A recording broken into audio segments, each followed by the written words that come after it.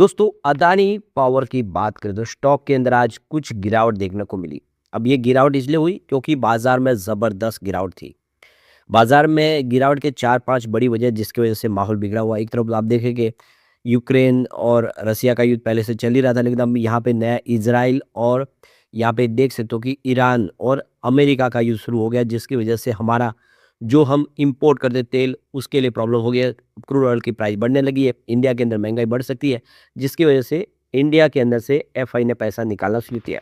तो ये बाजार में स्थिति दबाव की बनी है, लेकिन इसके बीच में अदानी पावर से कुछ बड़ी अपडेट निकल के आ रही है। अदानी पावर ने एक बड़ी मीटिंग करने का ऐलान किया। इसके अलावा एक बड़ा ऑर्डर इनको किर्लोस्कर को दिया इन्होंने, और एक बड़ा अचीवमेंट किया अदानी ग्रुप ने। तो इन सारी बातों को जानेंगे इस वीडियो के माध्यम से और समझेंगे अदानी पावर आने वाले समय क्या यहाँ से बेहतर करेगा या अभी गिरावट की संभावना बन रही है। लेकिन फ्रेंड्स, उससे पहले अगर आप पहली बार हमारे चैनल पे आए तो चैनल को सब्सक्राइब कर दीजिए, एक बेल आइकॉन दबा दीजिए ताकि जब भी नया वीडियो बने पहला नोटिफिकेशन आपको मिले। वीडियो पसंद आए तो लाइक से जरूर कीजिए। चलो फ्रेंड्स, वीडियो स्टार्ट करते हैं। मैं हूँ आपका दोस्त एसपी दवे और हमारे अपने चैनल ऑनलाइन कमाई में आपका बहुत बहुत स्वागत है। तो सबसे पहले अदानी पावर लिमिटेड के कारोबार की बात करें तो 139 पर आज क्लोजिंग थी। 0.5% की गिरावट देखने को मिली यहाँ पे। तो 140 पर क्लोजिंग थी कल की, आज 139 पर कमजोरी के साथ शुरुआत की। और ये देख सकते हो कि इसके बाद में इसमें पॉजिटिव माहौल बना। खरीदारी के दम पे इसने 142 का हाई भी बनाया। लेकिन जैसे कि बाजार में भारी भरकम गिरावट का सिलसिला शुरू हुआ, सेंसेक्स लगभग 1000 पॉइंट टूट गया।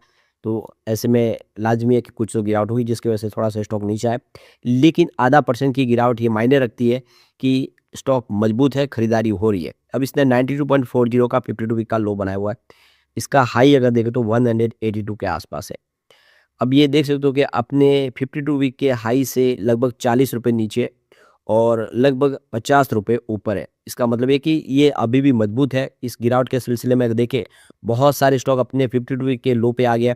ये स्टॉक अभी भी मजबूत दिखाई दे रहा है, खरीदारी यहाँ पे दिखाई दे रही है। अभी यहाँ पे वन डे के हिसाब से यहाँ पे 1.66% की आपको तेजी देखने को मिलेगी, जबकि वन वीक के हिसाब से 0.31% की यहाँ पे गिरावट हुई है। पिछले एक महीने में 8.69% गिर चुका है स्टॉक, और 3 मंथ की बात करें तो यहाँ पे 2.55% की गिरावट हुई है। तो ये गिरावट होने के पीछे सबसे बड़ी वजह बाजार में ज़बरदस्त गिरावट है। सेंसेक्स भी 86,000 का अपने ऑल टाइम हाई से 78,000 के आसपास है, यानी लगभग 8,000 पॉइंट की गिरावट सेंसेक्स में हुई। तो है, अब अच्छे स्टॉक भी नीचे आएगा, इसमें कोई बड़ी बात नहीं है। लेकिन 1 ईयर के हिसाब से इसने 38.57% का शानदार रिटर्न दिया है, जबकि पिछले 3 सालों में इसने 313% का बम्पर रिटर्न दिया है। और पिछले 5 सालों में जिसने इन्वेस्टमेंट किया कोविड काल में, वो तो इसमें मालामाल हुआ है। 842% का बम्पर रिटर्न दिया स्टॉक ने। यानी ओवरऑल देखें तो इसका निवेश अच्छा रहा है, लोगों को इसने फ़ायदा पहुंचाया और स्टॉक को स्प्लिट करके भी फ़ायदा दे दिया कंपनी ने। अब यहाँ पे जो बड़ी अपडेट निकल के आ रही है, अदानी पावर की तरफ से एक्सचेंज को जो जानकारी दी है, उनकी एक इन्वेस्टर एनालिस्ट मीटिंग होने जा रही है।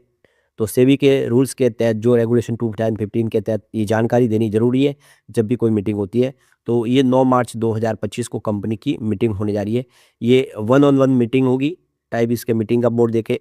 और ये इन पर्सन इंटरेक्शन जो मीटिंग है सोल साउथ कोरिया। तो ये देखो कि साउथ कोरिया के अंदर ये मीटिंग इनकी होने जा रही है। काफ़ी बड़ा यहाँ पे फैसला किया गया है। कुछ बड़े फैसले जो आने वाले समय कंपनी की दशा और दिशा तय करेंगे। इस समय बाजार का जो माहौल ख़राब है, ऐसे में आप देखें तो आने वाले समय अदानी पावर के लिए संभावना काफ़ी पॉजिटिव दिखाई दे रही है। अब यहाँ पे एक बड़ी अपडेट निकल के आ रही है। अदानी पावर की तरफ से किर्लोस्कर ब्रदर्स को एक बड़ा ऑर्डर दिया गया है। ये 2.14 बिलियन रुपीज़ का ऑर्डर है। तो ये देख सकते हो कि अदानी पावर की तरफ से जो एक थर्मल पावर प्लांट सप्लाई के लिए, जैसे कि थर्मल पावर पंप यहाँ पे सप्लाई करेगी किर्लोस्कर ब्रदर्स इनको, और इसके लिए 2.14 बिलियन रुपीज़ का यहाँ पे कॉन्ट्रैक्ट यहाँ पे इनके बीच में हुआ है। तो कंपनी अब देखिए थर्मल पावर के लिए भी कुछ और नए प्रोजेक्ट शुरू कर रही है, जिसके लिए यहाँ पे इन्होंने किर्लोस्कर ब्रदर्स के साथ में बिजनेस टाइप किया है। तो देख सकते हो कि बहुत अच्छी गुड न्यूज़ है, कंपनी का बिजनेस बढ़ रहा है और ब्रोकरेज हाउस भी बुलिश है इस समय पावर सेक्टर की कंपनियों को लेकर। तो यहाँ पे जेएम फाइनेंशियल का कहना है कि पावर सेक्टर की कंपनियों को आने वाले समय ज़बरदस्त फायदा हो सकता है, क्योंकि इस बार जो है हमारा जो पीक पावर सप्लाई समर में डिमांड बढ़ती हुई दिखाई देगी। काफ़ी ज़्यादा इस समय डिमांड बढ़ सकती है। ऐसे में जो पावर सेक्टर से संबंधित कंपनियां उनको फ़ायदा होगा, क्योंकि पावर जनरेशन बढ़ेगा। तो पीक पावर डिमांड जो ऑलरेडी देख सकी यहाँ पे 240 से 244 गीगावाट तक ऑब्जर्व की गई है, और आने वाले समय इसमें और वृद्धि की संभावना बनी। तो जेएम फाइनेंशियल इस समय अदानी पावर को लेकर बुलिश है और उनका कहना है कि आने वाले समय अदानी पावर बेहतर कर सकते। अब यहाँ पे अदानी ग्रुप के लिए एक बहुत बड़ी गुड न्यूज़ निकल के आ रही है। अदानी ग्रुप ने एक माइलस्टोन अचीवमेंट किया है। तो अदानी ग्रुप को देख सकते हो कि यहाँ पे ऑफिशियल पार्टनर के तौर पे यहाँ पे नियुक्त किया world engineering day for sustainable development, यानी बुधवार को देखें कि इंटरनेशनल डे जो है यूनेस्को के इस इंटरनेशनल डे के तौर पे नेशनल एजुकेशनल साइंटिफिक और कल्चरल ऑर्गेनाइजेशन की तरफ से ये देखें इनको एक बहुत बड़ा इनको पार्टनर बना के इनको एक बड़ा सम्मान दिया है, क्योंकि ये इंडिया की पहली कंपनी है जिसको इस तरह से एक पार्टनर के तौर पे इनको अपॉइंट किया है। तो अदानी ग्रुप देख सकते हो कि गुजरात के खवाड़ा में सबसे बड़ा सोलर प्लांट लगाने जा रहे हैं, और जिसको हम आराम से आकाश से भी देख सकते हैं, ऐसा बड़ा वो प्लांट है। और इसी वजह से वर्ल्ड की तरफ से ये जो बड़ा एक सस्टेनेबल डेवलपमेंट गोल इन्होंने जो अचीव करने के ठान लिया, जिसके तहत इनको एक बड़ा इस समय एक लीडरशिप के तौर पे ये उभर के आया है, जिसकी वजह से इनको ये सम्मान दिया गया है। अब यहाँ पे कंपनी के बिजनेस की बात करूँ, वो भी काफ़ी अच्छा ग्रो कर रहा है। अगर हम पिछले 4-5 रिजल्ट देखें तो कुछ सालों के, तो बेहतर है। अब देख सकते हो कि रेवेन्यू की बात करें तो मार्च 2022 में 31,686 करोड़ के आसपास था। ये 23 में बढ़ के 43,040 करोड़ तक पहुँच गया। मार्च 2024 में सीधा 60,281 करोड़ तक पहुंच गया। वैसे मार्च 25 में हल्की सी कमी आई है 24 के मुकाबले, 58,905 करोड़ के आसपास रेवेन्यू रहा है। लेकिन अगर हम 2022 से कंपेयर करें तो ये दुगुना लगभग होता हुआ दिखाई दे रहा है। अब बात करें ऑपरेटिंग प्रॉफिट की, तो यहाँ पे मार्च 2022 में 6,577 करोड़ के आसपास था, जो 23 में बढ़ के 7,674 करोड़ तक पहुँच गया। मार्च 24 में सीधा 20,791 करोड़ तक पहुँचा है। और 25 की बात है मार्च, तो ये 16,359 करोड़ के आसपास पहुंचा है। 24 के मुकाबले कम है, लेकिन एक और 22 से जोड़े तो ये ज़बरदस्त आपको जंप देखने को मिलेगा। बात नेट प्रॉफिट की कर ली तो मार्च 2022 में 4,911 करोड़ का नेट प्रॉफिट था। मार्च 2023 में यह 10,726 करोड़ तक पहुंच गया, जबकि 2024 में सीधा बढ़ के डबल होता हुए 20,828 करोड़ तक पहुंच गया। इस बार मार्च में कमी रही है और ये 12,749 करोड़ के आसपास रहा। यानी कंपनी के लिए मार्च 2024 बहुत ही शानदार रहा। लेकिन पिछले 2-3 साल 4 सालों को देखें तो लगातार बहुत बेहतर हो रहा है, कंपनी का बिजनेस बढ़ रहा है और अदानी पावर वाकई कमाल कर रहा है।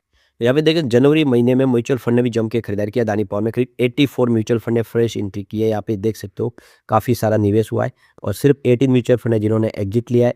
इसका मतलब यह है कि निवेश करने वाले बहुत सारे हैं, इस समय जम के खरीदारी कर रहे हैं। अब शेयर होल्डिंग पैटर्न है तो आपको समझ में आएगा कि यहाँ पे जम के सबने खरीदारी की है, सिर्फ रिटेल इन्वेस्टर ने अपनी बिकवाली की है। प्रमोटर की होल्डिंग यहाँ पे बहुत ही ज़बरदस्त है, 74.96% है, अपर लिमिट के पास है। 75% की अपर लिमिट होती है, उसके ऊपर कोई भी प्रमोटर अपनी होल्डिंग नहीं बढ़ा सकता।